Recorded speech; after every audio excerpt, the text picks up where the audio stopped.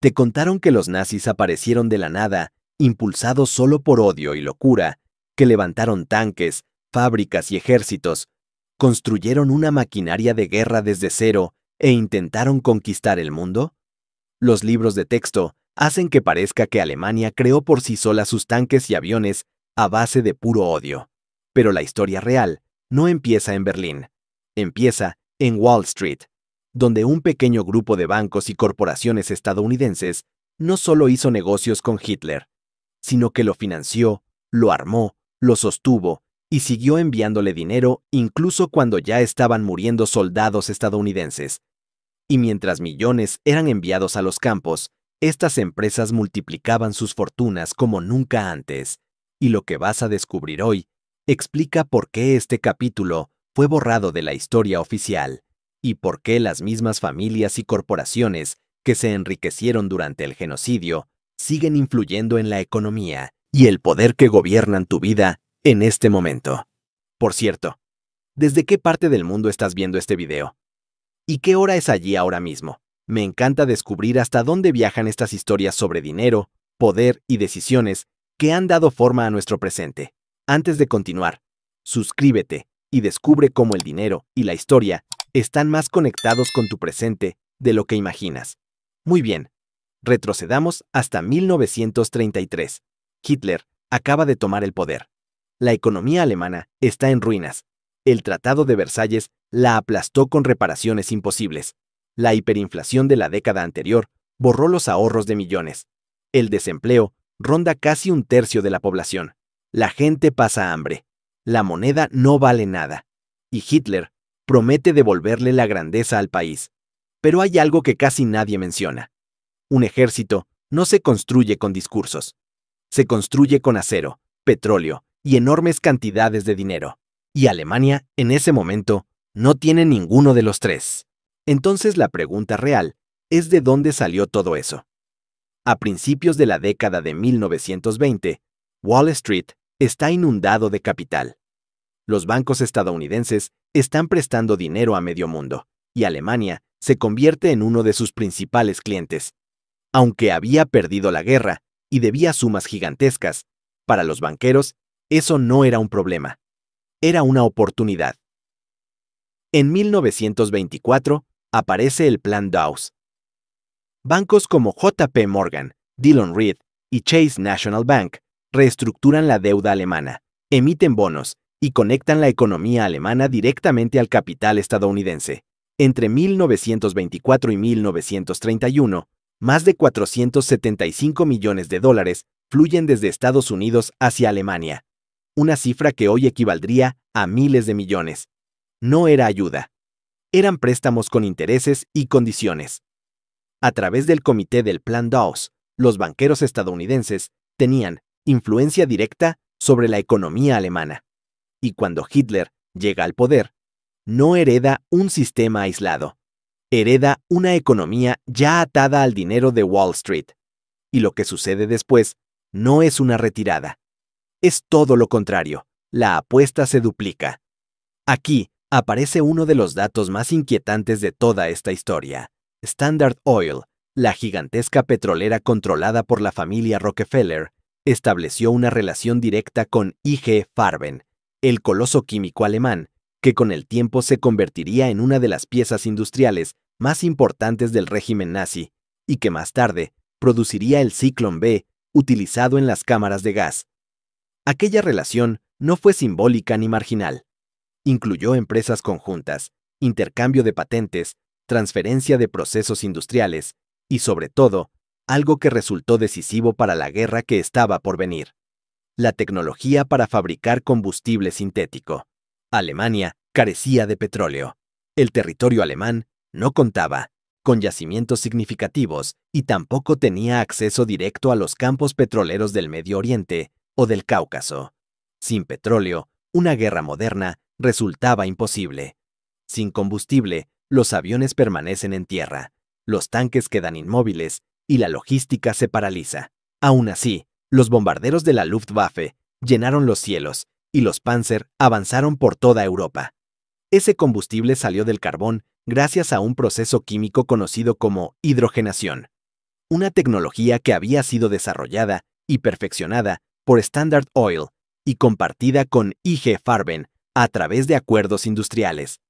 Ese proceso permitía convertir carbón en gasolina y diésel en cantidades suficientes para sostener un ejército mecanizado. Sin ese sistema, la maquinaria militar alemana habría quedado paralizada en cuestión de meses. La guerra relámpago, que arrasó países enteros, habría terminado antes de consolidarse. Cada avión que despegó y cada tanque que cruzó una frontera dependían directamente de ese combustible sintético producido con tecnología estadounidense. Standard Oil conocía con claridad el alcance de esa colaboración. La empresa mantenía representantes en Alemania, recibía reportes constantes y seguía de cerca la evolución de sus socios industriales. Aún después de que comenzaran las invasiones, después de la entrada en Polonia y después de que el conflicto se expandiera por Europa, la relación comercial y tecnológica siguió activa a través de filiales, licencias y acuerdos indirectos. El flujo de conocimientos y beneficios continuó mientras la guerra se intensificaba. La compañía que con el tiempo se transformaría en Exxon no solo vendía petróleo, había entregado a la Alemania de Hitler la clave para producir el combustible que mantenía viva su maquinaria de guerra. En cada refinería de combustible sintético y en cada motor que se encendía, estaba presente esa tecnología compartida, una tecnología que conectaba directamente a una de las mayores corporaciones energéticas del mundo con el corazón industrial del Tercer Reich. IBM, la compañía conocida por sus sistemas de cómputo y procesamiento de datos, tuvo un papel mucho más profundo de lo que suele contarse. Sus máquinas de tarjetas perforadas no solo se vendieron a Alemania, fueron adaptadas y personalizadas para permitir el seguimiento masivo de personas. Esos sistemas permitían clasificar poblaciones enteras mediante códigos numéricos. Cada prisionero recibía un número que quedaba registrado en tarjetas, y esas tarjetas se procesaban en equipos IBM dentro de los propios campos. Allí se organizaban listas de deportación, conteos de prisioneros, registros de trabajo forzado y movimientos de trenes. El flujo de datos definía quién era trasladado, quién era asignado a ciertos trabajos y quién era eliminado del sistema. Todo se gestionaba a través de máquinas diseñadas para procesar millones de registros con una eficiencia que hasta ese momento resultaba inédita. La filial alemana de IBM, conocida como de Homag, se encargaba de mantener esas máquinas en funcionamiento. Técnicos viajaban de forma constante para dar soporte, actualizar equipos y asegurar que el sistema siguiera operando sin interrupciones. Mientras eso ocurría en territorio alemán, la sede central de IBM recibía pagos por licencias, alquiler de máquinas y por cada tarjeta perforada que se utilizaba. Cada proceso de registro, cada archivo y cada actualización generaba ingresos. La tecnología permitía que el exterminio se volviera sistemático, organizado y cuantificable, transformando el horror en un proceso administrativo. Al terminar la guerra, ese entramado empresarial siguió existiendo. La compañía continuó creciendo hasta convertirse en una de las mayores empresas tecnológicas del planeta, sin enfrentar juicios ni sanciones por ese capítulo de su historia. Henry Ford, el fundador del imperio automotriz, era conocido por su antisemitismo abierto. A través de su periódico, The Dearborn Independent, difundió durante años ideas que culpaban a los judíos de crisis económicas, conflictos políticos y guerras. En sus páginas se publicaron textos conspirativos, como los llamados Protocolos de los Sabios de Sion, que alimentaban el odio y reforzaban estereotipos peligrosos. Ese material circuló ampliamente y llegó a Europa, donde encontró un público receptivo dentro del movimiento nazi. Adolf Hitler admiraba a Ford. Conservaba un retrato suyo en su oficina y lo mencionaba como una influencia. Esa admiración tenía una dimensión ideológica y también industrial. Las fábricas alemanas de Ford, conocidas como Ford Werke, continuaron operando cuando estalló la guerra, y lejos de detenerse, aumentaron su producción. De sus líneas salían camiones, motores y vehículos utilizados por el ejército alemán. Parte de esa producción se sostuvo con trabajo forzado proveniente de Mimesonte, prisioneros de campos de concentración, integrando así el sistema industrial al aparato represivo del régimen. Cuando el conflicto ya involucraba a múltiples potencias, esas plantas fueron consideradas por las autoridades alemanas como instalaciones estratégicas para el esfuerzo militar. Tras el final de la guerra, Ford presentó reclamaciones al gobierno estadounidense solicitando compensaciones por los daños sufridos por sus fábricas alemanas durante los bombardeos. Se trataba de plantas que habían estado produciendo vehículos para el ejército nazi, y aún así, se exigían pagos con fondos públicos. Ese episodio refleja hasta qué punto los intereses corporativos se movían en una lógica propia, incluso después de que el mundo conociera el alcance de la tragedia. General Motors también dejó una huella profunda en esta historia. Su subsidiaria alemana, conocida como Opel, se convirtió en una de las piezas industriales más importantes del esfuerzo militar alemán. En 1900, sus fábricas se producían los camiones que transportaban a los soldados de la Wehrmacht a través de Europa y los motores que impulsaban a los aviones de la Luftwaffe en el aire. Hacia el inicio de la guerra, Opel fabricaba alrededor de la mitad de todos los camiones utilizados por el ejército alemán y una parte significativa de los vehículos blindados que formaban el núcleo de las divisiones mecanizadas. La guerra relámpago que arrasó Polonia y Francia avanzó gracias a una red logística que dependía directamente de esos vehículos construidos bajo el control de General Motors. La dirección corporativa de la empresa nunca perdió de vista esas operaciones, incluso cuando el conflicto se extendió y las tensiones internacionales se intensificaron. La estructura empresarial permitió que las fábricas siguieran funcionando. Cuando el ataque a Pearl Harbor llevó a Estados Unidos a entrar en guerra, las plantas de Opel continuaron produciendo dentro de Alemania. La empresa AS sostuvo que las filiales en el extranjero operaban de forma independiente, una explicación que contrastaba con el flujo de información, beneficios y control que seguía circulando dentro del grupo corporativo. Al finalizar la guerra, General Motors presentó demandas al gobierno estadounidense solicitando compensación por los daños sufridos por sus fábricas alemanas durante los bombardeos. La cifra reclamada ascendía a decenas de millones de dólares. Se trataba de instalaciones que habían fabricado camiones, motores y equipos para la maquinaria militar del Tercer Reich, y aún así, se exigía que el erario público cubriera esas pérdidas. La solicitud fue aceptada y los pagos se realizaron, cerrando así uno de los episodios más controvertidos de la relación entre grandes corporaciones y la guerra. Chase National Bank, la institución que con el tiempo se convertiría en JP Morgan Chase, desempeñó un papel que casi nunca aparece en los relatos oficiales. En el año 1940, después de que las fuerzas alemanas ocuparan París, la sucursal parisina de Chase comenzó a congelar cuentas pertenecientes a familias judías. Esos fondos quedaron bloqueados justo cuando sus dueños eran expulsados de sus hogares, arrestados y enviados a campos de detención. A través de esos bloqueos y de la liquidación de activos, el banco ayudó a transferir riqueza desde personas perseguidas hacia las autoridades de ocupación y las estructuras financieras del régimen nazi. Durante ese periodo, propiedades, cuentas bancarias, empresas y ahorros fueron absorbidos por un sistema que funcionaba con precisión contable.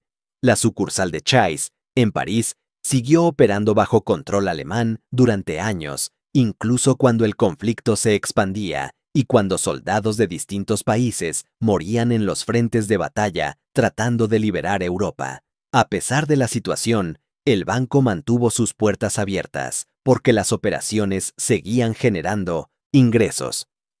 Décadas más tarde, en la década de los años 90, salieron a la luz documentos internos que mostraban cómo los ejecutivos de la entidad estaban al tanto de lo que ocurría. Los informes circulaban, las decisiones se tomaban en los niveles más altos y la actividad de la sucursal continuaba porque resultaba rentable. La estructura corporativa permitió que el flujo de dinero siguiera su curso, mientras miles de personas eran despojadas de todo lo que tenían. Otras grandes corporaciones también formaban parte de ese entramado. DuPont suministró productos químicos a Alemania, que eran esenciales para su industria. Union Banking Corporation, dirigida por Prescott Bush, padre del futuro presidente George Herbert Walker Bush, manejó activos vinculados al régimen nazi y participó en el financiamiento de la producción de acero alemana, un recurso fundamental para la fabricación de armas, vehículos y maquinaria pesada. ITT Corporation, una de las grandes empresas de Minnetonka Telecomunicaciones, vendió equipos de comunicación al ejército alemán y mantuvo representantes negociando contratos durante toda la duración del conflicto. Todo esto ocurrió dentro de marcos corporativos formales. Se trataba de decisiones tomadas en juntas directivas, aprobadas por ejecutivos y respaldadas por accionistas que recibían dividendos. Las operaciones se realizaban de manera legal dentro de las estructuras financieras de la época. Durante años, las autoridades miraron hacia otro lado hasta que la presión pública se volvió imposible de ignorar. Para entonces, enormes fortunas ya habían sido generadas mientras el mundo atravesaba una de las tragedias más grandes de su historia. Hablar de cifras permite comprender la verdadera magnitud de lo que ocurrió. La empresa Igo Farben utilizó más de 80,000 trabajadores esclavizados provenientes solo del complejo de Auschwitz. Esas personas eran obligadas a trabajar hasta el agotamiento fabricando caucho sintético y combustible, elementos esenciales para la maquinaria de guerra alemana. Cada uno de esos trabajadores quedaba registrado dentro de un sistema de control que utilizaba tecnología de IBM, lo que permitía contabilizar, clasificar y seguir a cada prisionero como si se tratara de inventario industrial. El horror se convirtió en una cadena de producción sostenida por datos, listas y registros. En paralelo, las fábricas de Ford Werke produjeron cerca de 78,000 camiones para la Wehrmacht, mientras que Opel, bajo control de General Motors, fabricó alrededor de 29,000 unidades adicionales. Esos vehículos formaban la columna vertebral del sistema logístico alemán. En conjunto, más de un tercio del transporte militar del Tercer Reich dependía directamente de esas plantas. Cada avance del ejército, cada desplazamiento de tropas y cada movimiento de suministros estaban apoyados en esa red de camiones y motores construidos bajo estructuras corporativas conectadas, con capital extranjero. Sin esa flota de vehículos, la expansión militar alemana habría sido imposible. Las campañas que atravesaron Francia, los intentos de avanzar hacia Moscú y la maquinaria que permitió transportar prisioneros hacia los campos de concentración requerían una eficiencia industrial constante. El exterminio masivo se sostuvo sobre un sistema de producción, transporte y administración que funcionaba con precisión, y una parte central de ese engranaje provenía de corporaciones que buscaban beneficios económicos. Tras el final de la guerra, llegó un momento que resultó tan inquietante como el conflicto mismo. A pesar de la magnitud de los crímenes, casi ninguna de esas empresas enfrentó consecuencias reales. Los juicios de Nuremberg procesaron a directivos de conglomerados como IG Farben y Krupp, pero las grandes compañías extranjeras quedaron fuera del alcance de esas cortes. La razón se encontraba en las necesidades políticas y económicas de la posguerra. La reconstrucción de Europa y el inicio de la Guerra Fría exigían una enorme capacidad industrial. El Plan Marshall necesitaba fábricas en funcionamiento, y el nuevo equilibrio geopolítico requería producción constante. Bajo ese contexto, empresas como Ford, General Motors e IBM recibieron contratos gubernamentales, financiamiento y acceso a los programas de reconstrucción. Al mismo tiempo, una gran cantidad de archivos fue sellada y clasificada. Durante décadas, gran parte de la información quedó fuera del alcance del público. Cerca de medio siglo tuvo que pasar para que investigadores independientes lograran reconstruir la dimensión completa de esas conexiones. En el año 1998, una serie de demandas presentadas por sobrevivientes y familiares forzó la apertura de archivos. Salieron a la luz cartas, memorandos y contratos que demostraban que los ejecutivos estaban al tanto de lo que ocurría y que habían obtenido ganancias de esas operaciones. A pesar de ello, las compensaciones resultaron mínimas. En el año 2000, la industria alemana creó un fondo de $5,000 millones para los trabajadores esclavizados. Ford y General Motors aportaron en conjunto 20 millones, una cantidad diminuta frente a los beneficios acumulados durante la guerra. IBM, por su parte, evitó contribuir de manera directa y sostuvo durante años que carecía de conocimiento, hasta que alcanzó un acuerdo privado décadas después. Ese cierre se produjo sin una admisión pública de responsabilidad y sin una disculpa formal, dejando una sensación de que el dinero había servido para silenciar un capítulo que nunca recibió una verdadera rendición de cuentas. En este punto, la historia adopta un giro todavía más inquietante, porque lo que ocurrió durante aquella guerra siguió un patrón que se repite a lo largo del tiempo. Grandes corporaciones, movidas por la búsqueda de beneficios, han seguido haciendo negocios con regímenes que cometen abusos graves, siempre que las cifras resulten demasiado atractivas como para apartarse del trato. Ese mismo mecanismo continúa funcionando en la actualidad bajo nuevas formas y con otros escenarios. Un ejemplo claro se encuentra en China. Empresas como Apple, Nike y Tesla mantienen una parte importante de su producción en la región de Xinjiang, un territorio donde la población uigur, de tradición musulmana, vive bajo un sistema de vigilancia, reeducación forzada y trabajo obligatorio. Las autoridades diplomáticas de Estados Unidos han descrito oficialmente esa situación como un genocidio cultural. Aún así, muchas de estas compañías han presionado para frenar sanciones y regulaciones, argumentando que sus cadenas de suministro son demasiado extensas y complejas para poder verificar cada etapa de la producción. Mientras tanto, la manufactura continúa y los productos llegan a los mercados internacionales. El discurso recuerda de manera inquietante a lo que se decía en la década de los años 30. En aquel tiempo, se afirmaba que las filiales extranjeras escapaban al control directo. En el presente, se habla de cadenas de suministro complicadas. Las palabras cambian, aunque el fondo permanece igual, una excusa para proteger márgenes de ganancia y mantener en marcha negocios altamente rentables. Apple, por ejemplo, generó alrededor de $365,000 millones en ingresos durante el año pasado. Una parte de esa cifra se apoya en procesos de fabricación que dependen de la mano de obra china, incluida la que proviene de regiones bajo fuerte vigilancia y control. Cada intento de imponer regulaciones más estrictas ha encontrado resistencia, ya que tocar esa estructura implica alterar un modelo de producción que sostiene enormes beneficios. En el ámbito de la tecnología digital, el mismo dilema ha aparecido.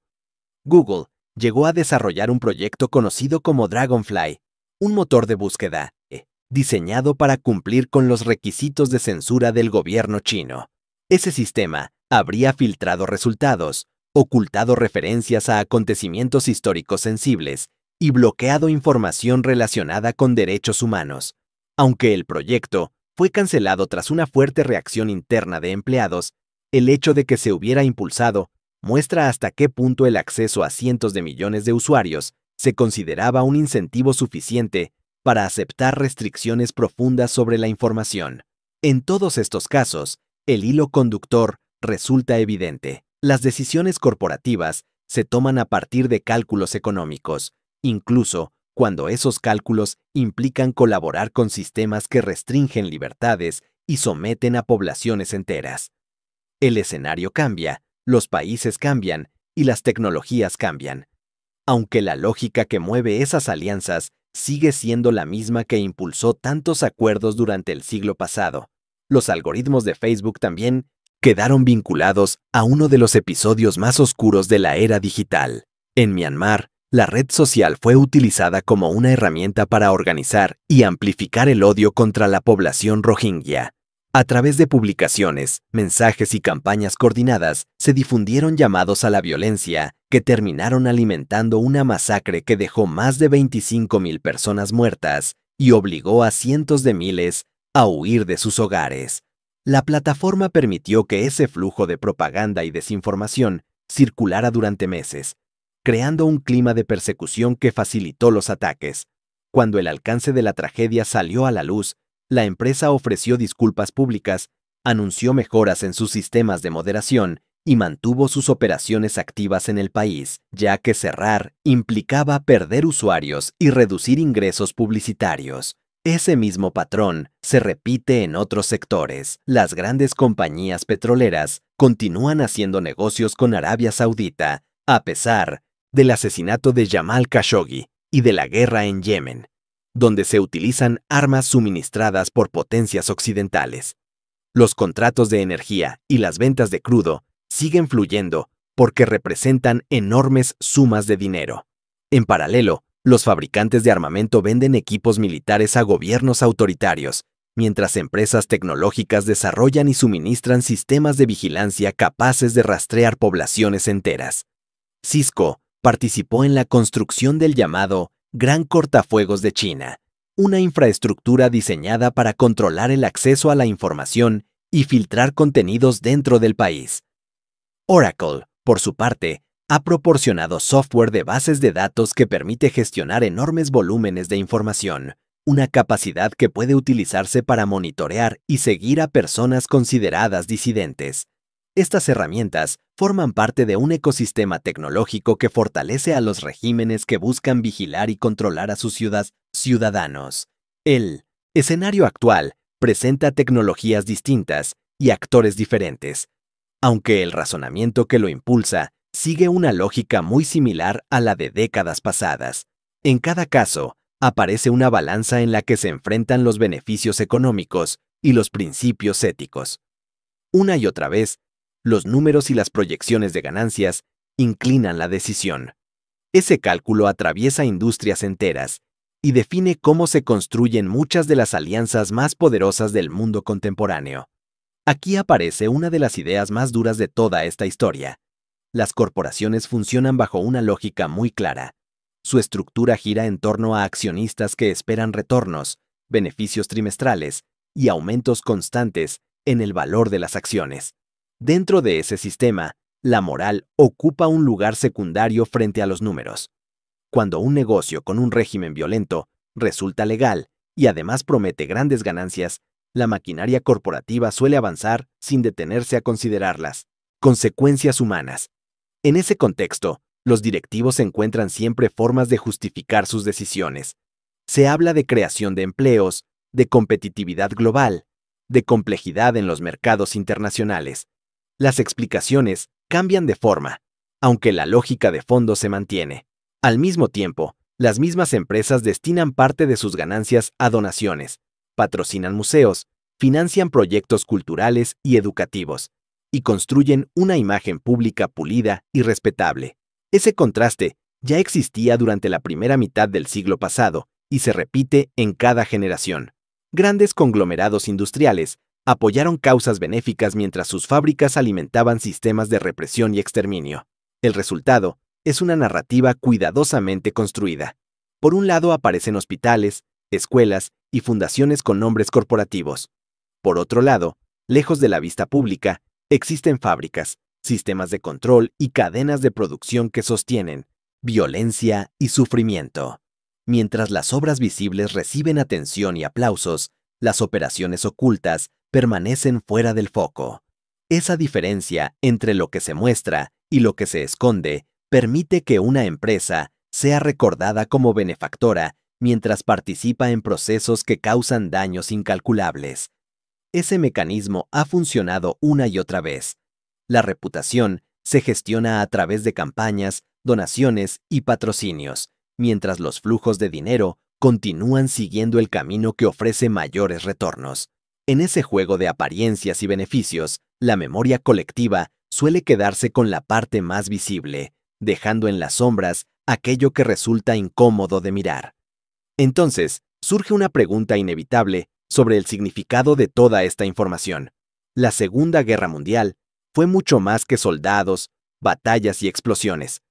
Fue un conflicto sostenido por flujos de dinero, contratos, préstamos y cadenas industriales que atravesaban continentes. La reconstrucción del poder alemán estuvo ligada a bancos que reestructuraron deudas, emitieron bonos y canalizaron capital hacia una economía que había quedado devastada tras la Primera Guerra Mundial. Ese dinero permitió que fábricas volvieran a encenderse, que líneas de producción se expandieran y que una industria militar moderna tomara forma. Al mismo tiempo, grandes compañías aportaron los elementos materiales que hicieron posible la expansión militar. Camiones, motores, repuestos, combustibles y tecnologías de producción fueron suministrados por corporaciones que operaban bajo una lógica de rentabilidad. Cada vehículo que avanzaba, cada avión que despegaba y cada columna de suministros que cruzaba fronteras estaba vinculada a esas redes industriales. Sin ese soporte, el ejército alemán habría carecido de la movilidad y de la capacidad logística que definieron sus campañas iniciales. La tecnología también jugó un papel decisivo. Sistemas de procesamiento de datos permitieron registrar, clasificar y administrar millones de personas dentro de un aparato burocrático diseñado para controlar poblaciones enteras. La persecución y el exterminio se apoyaron en registros, listas y estadísticas que transformaron vidas humanas en números dentro de una estructura administrativa. Esa organización hizo que la violencia se volviera sistemática y mecánica, una producción en cadena de sufrimiento. Cuando se observa el conjunto, aparece una imagen distinta del conflicto. Sin los flujos financieros de Wall Street, la reconstrucción del régimen nazi habría sido mucho más limitada. Sin las plantas de Ford y General Motors, la Wehrmacht habría carecido de gran parte de la movilidad que le permitió avanzar con rapidez. Sin la tecnología de IBM, el aparato de persecución y exterminio habría sido menos eficiente y menos controlable. Las empresas implicadas no portaban símbolos ideológicos, aunque sus decisiones hicieron posible que esa maquinaria funcionara con una eficacia aterradora. Todo se sostuvo por una lógica de beneficio, contratos y ganancias que se impuso sobre cualquier consideración humana. El siguiente punto conduce a una realidad difícil de ignorar. La rendición de cuentas que siguió a aquellos hechos resultó mínima frente a la magnitud de lo ocurrido. Muchos de los ejecutivos que tomaron decisiones clave atravesaron el resto de sus vidas rodeados de riqueza y prestigio. Las compañías implicadas continuaron operando, expandiéndose y consolidando su lugar dentro de la economía global. Décadas más tarde, cuando surgieron demandas y se revelaron documentos, las respuestas se limitaron en la mayoría de los casos a acuerdos financieros de montos reducidos en comparación con las ganancias acumuladas durante la guerra. Esos pagos llegaron cuando gran parte de los responsables ya había fallecido y cuando las estructuras corporativas se encontraban plenamente integradas en los mercados internacionales. Los Thomson-Wise fondos entregados representaron una fracción mínima frente a los beneficios obtenidos gracias a contratos, tecnología y producción industrial vinculados al conflicto. Aún después de esos acuerdos, las marcas siguieron presentes en la vida cotidiana, en los mercados, en la tecnología y en el consumo masivo. Ese resultado envió un mensaje muy claro al mundo empresarial. Las consecuencias reales casi nunca alcanzan a quienes toman decisiones desde las cúpulas corporativas. Cuando las sanciones llegan, suelen aparecer tarde y en forma de cifras que pueden absorberse como un costo más de operación. Bajo esa lógica, el comportamiento se repite. Mientras los riesgos legales y reputacionales permanezcan limitados, el incentivo para priorizar ganancias sobre principios sigue intacto. Esa continuidad explica por qué el mismo patrón vuelve a aparecer una y otra vez a lo largo de las décadas. El tercer punto dirige la mirada hacia una responsabilidad cotidiana que suele pasar desapercibida. Cada compra conecta a una persona con una cadena de producción que se extiende por todo el mundo. Un teléfono inteligente puede haber sido ensamblado por trabajadores uigures bajo condiciones de vigilancia y control extremo. Un par de zapatillas deportivas puede haber pasado por fábricas donde la mano de obra opera bajo presión constante. Un vehículo eléctrico puede incorporar tecnología desarrollada junto a empresas de vigilancia que colaboran con sistemas de control estatal.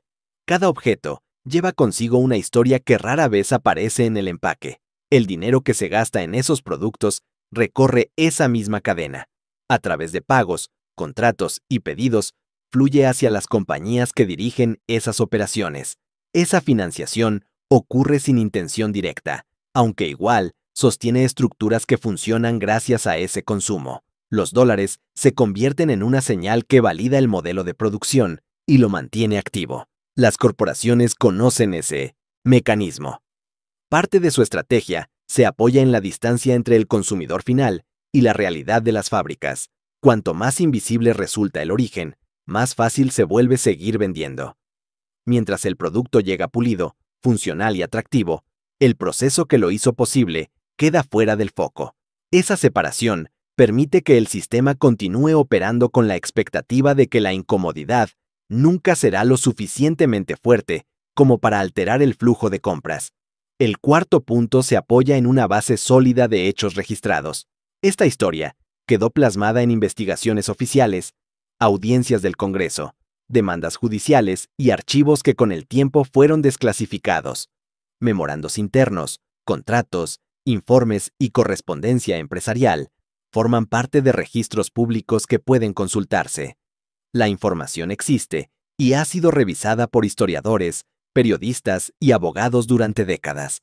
A pesar de ello, este capítulo casi nunca aparece en los programas educativos ni en los relatos más difundidos sobre el siglo XX. La razón se encuentra en el peso que todavía conservan las empresas implicadas. Esas corporaciones continúan siendo actores centrales en la economía global, influyen en mercados, financian campañas, patrocinan instituciones y ejercen presión sobre medios y espacios académicos. Ese poder les permite moldear qué temas se discuten y cuáles permanecen en los márgenes. El resultado es una memoria selectiva. Mientras ciertos aspectos del pasado reciben atención constante, otros quedan relegados a informes técnicos, archivos y libros especializados. La información permanece disponible, aunque raramente se convierte en una conversación amplia. De ese modo, un conjunto de hechos documentados sigue existiendo fuera del debate público, protegido por la influencia que todavía emana de quienes estuvieron involucrados en aquellos acontecimientos. Cuando este relato provoca enojo o incomodidad, suele ser porque revela un vacío en lo que durante años se enseñó como historia. Gran parte de los programas educativos se centraron en batallas, fechas y líderes, mientras dejaban fuera la red económica que sostuvo todo el conflicto. Esa omisión crea una versión incompleta del pasado. Al comprender esa ausencia, surge una sensación de haber sido privado de una pieza clave para entender cómo funciona realmente el poder. Este patrón tampoco quedó detenido en el año 1945. Cambian los países, los productos y las tecnologías, aunque la lógica de fondo se mantiene. El mismo impulso que llevó a corporaciones a colaborar con regímenes violentos continúa manifestándose en otros escenarios. Las justificaciones también se reciclan, ya sea en nombre del crecimiento, de la competitividad o de la complejidad de los mercados globales. Mientras estos vínculos permanezcan ocultos o relegados a círculos reducidos, el ciclo se repite con facilidad. La falta de una conversación amplia permite que las mismas prácticas sigan operando bajo nuevas formas. Solo cuando estos hechos se conocen y se discuten abiertamente, comienzan a perder la protección del silencio. Sin esa visibilidad, el sistema conserva la capacidad de renovarse y continuar avanzando con el mismo objetivo de siempre. Si esta historia cambió la forma en que se entiende el poder y el dinero, entonces vale la pena que más personas la conozcan. Suscribirse permite que este tipo de investigaciones siga llegando. Compartirlo ayuda a romper el silencio y abrir conversaciones que casi nunca aparecen en los medios tradicionales. Cada nuevo espectador fortalece la posibilidad de que estas historias sigan saliendo a la luz. Gracias por dedicar tiempo a ver este video y por formar parte de quienes buscan comprender lo que realmente ocurre detrás de los grandes relatos oficiales.